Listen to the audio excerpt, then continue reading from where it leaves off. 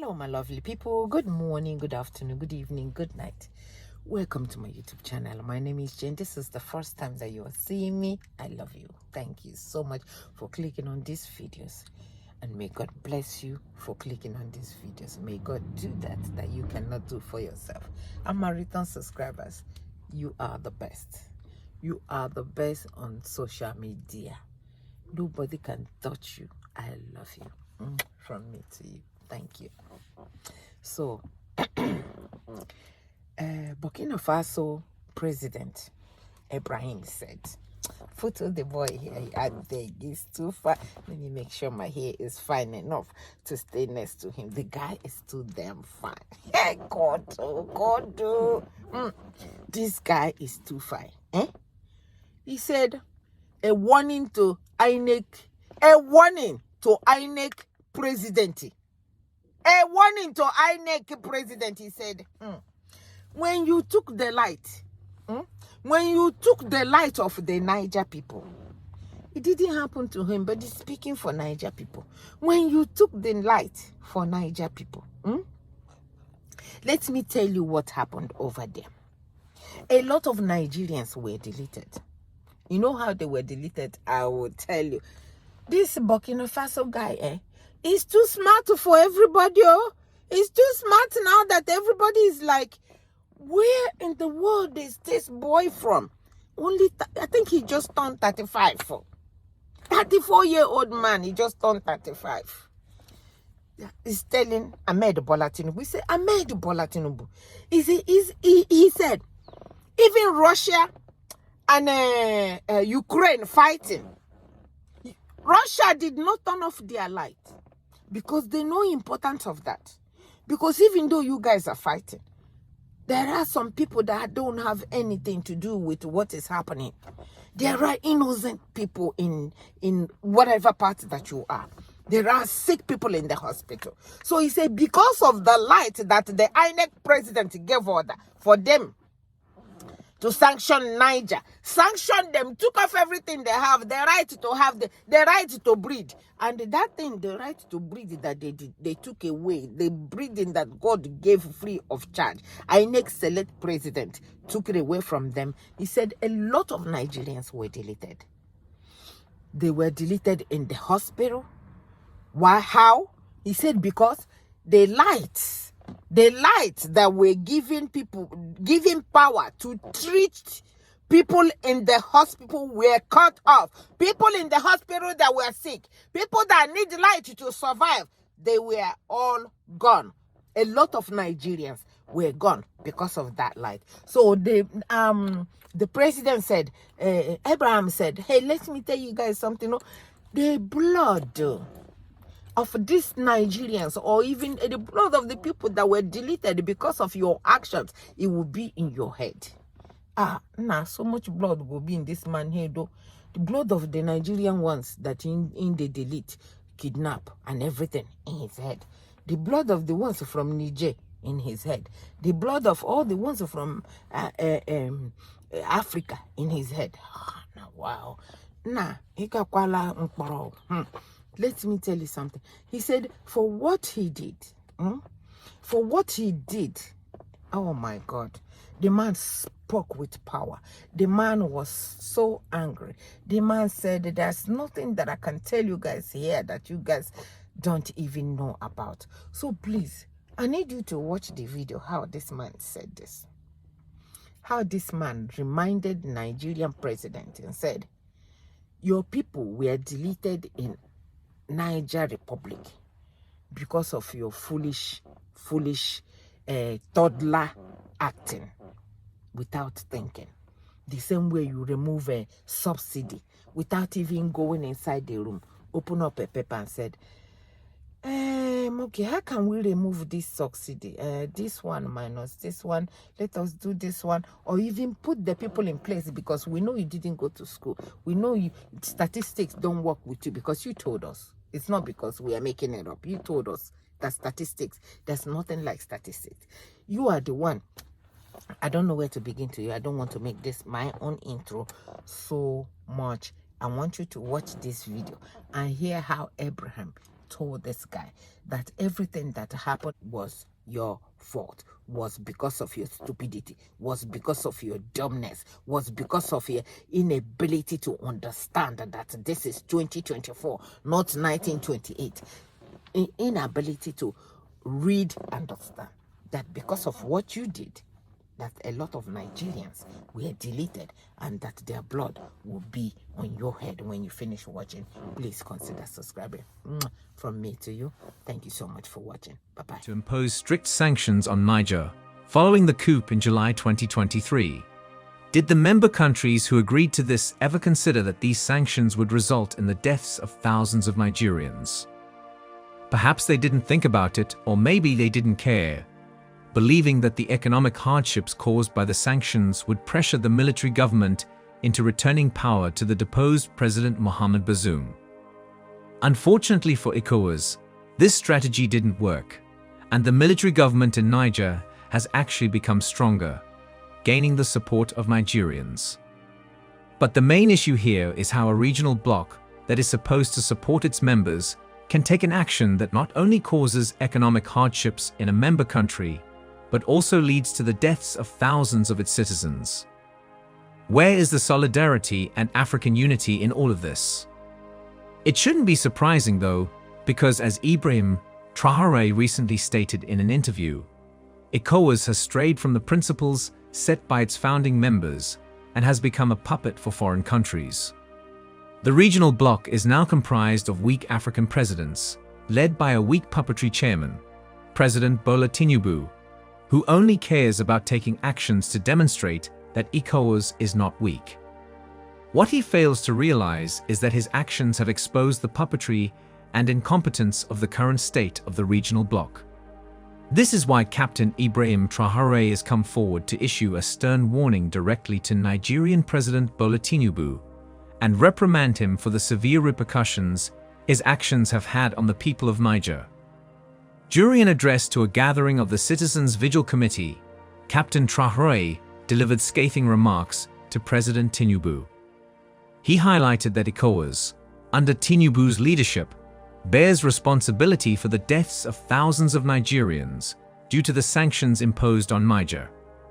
Captain Traore explained that the loss of lives was a result of inadequate electricity and medicine in hospitals. Recall that as part of the sanctions imposed on Niger, electricity provided to the country from Nigeria was shut down, and the borders were closed. However, according to President Traore, these sanctions have not dampened the fighting spirit of the Nigerian people. The president then proceeded to highlight the strength of Niger's military, emphasizing its history of combat and resilience. He asserted that the Nigerian army is not just for show or peacekeeping. It is battle-hardened. In his own words, President Traore questioned, "Do you think there are weak men in Niger? There are fighters over there.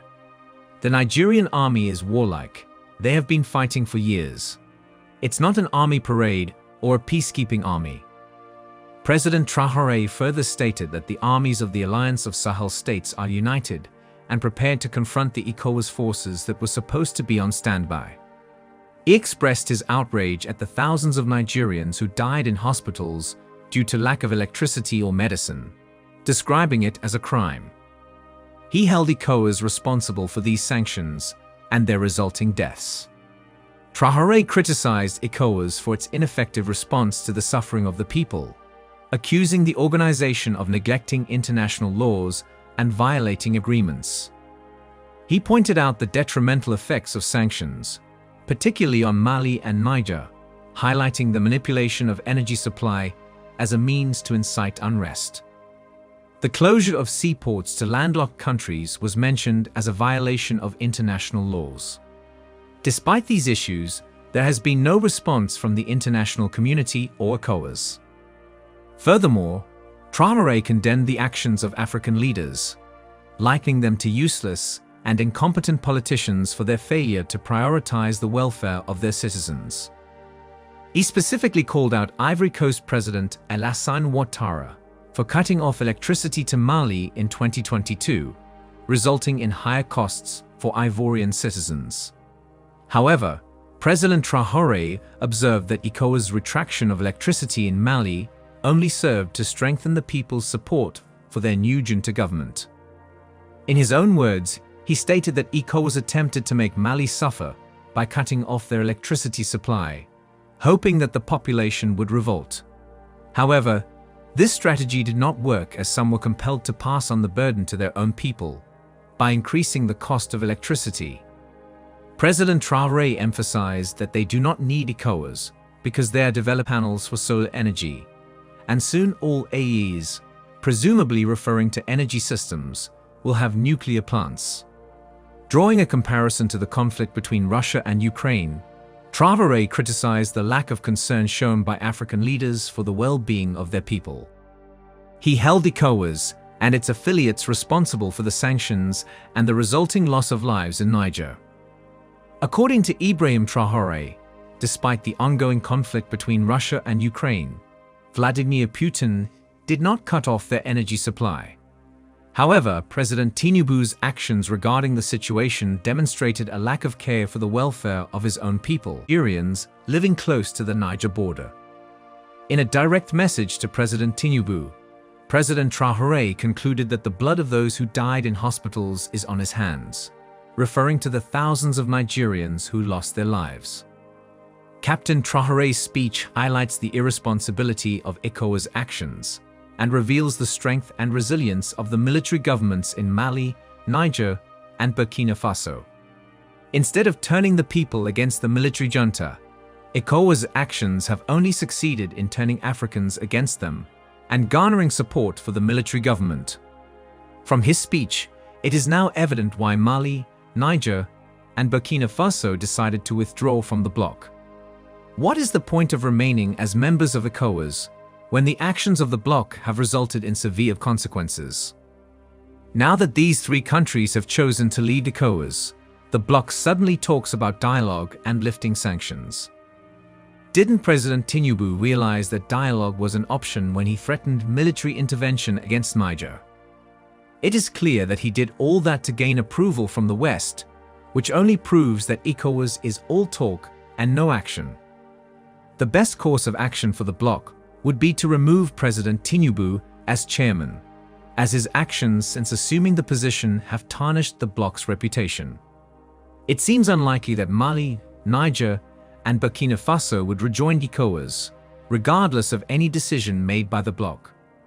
These three countries intend to focus on building the AEs, a confederation formed by Mali, Niger, and Burkina Faso, aiming to establish independent governance free from Western influence. Their plans to develop solar energy and nuclear plants are evidence of their determination to reduce dependency on resources controlled by ECOWAS. Following the announcement of their exit from the bloc, the military governments of Mali, Niger, and Burkina Faso confirmed their intentions to form a confederation. The Malian government spokesperson, Abdoulaye Maiga, stated that their excellent diplomats recommended the creation of a confederation, bringing together Burkina, Mali, and Niger, while waiting for the establishment of a federation among the three countries. This proposal was discussed at a meeting held in Ouagadougou, Burkina Faso, attended by ministers from the three states. Mr. Abdoulaye Maiga reiterated the accusations against ECOWAS in his speech, stating that an organization meant to unite populations and support government efforts to stabilize states has become an instrument used by some leaders to create divisions among people. He further added that instead of finding inspiration to resolve issues peacefully, ECOWAS resorted to threatening a sovereign state that simply chose to take control of their own destiny. Maiga emphasized that the current state of ECOWAS serves as a clear example of what the AES, presumably referring to the confederation formed by Mali, Niger, and Burkina Faso, will never be. He stated that the AES will remain an alliance of United States with a common ambition of emancipating Africa. In this new era, the alliance between their states will grow stronger to become a force dedicated to peace, security, development, and integration of their peoples for the benefit of their nations. Once the AES is fully established and operational, it is certain that it will become a formidable force posing a potential threat to the ECOWAS bloc. Other African countries may also seek to join this alliance, recognizing its potential and the benefits it can bring. Since the military juntas of Mali and Burkina Faso came into power, they have completely transformed the political landscape. They have demonstrated that they are the type of leaders Africa needs. Strong leaders capable of making decisions that benefit the entire country.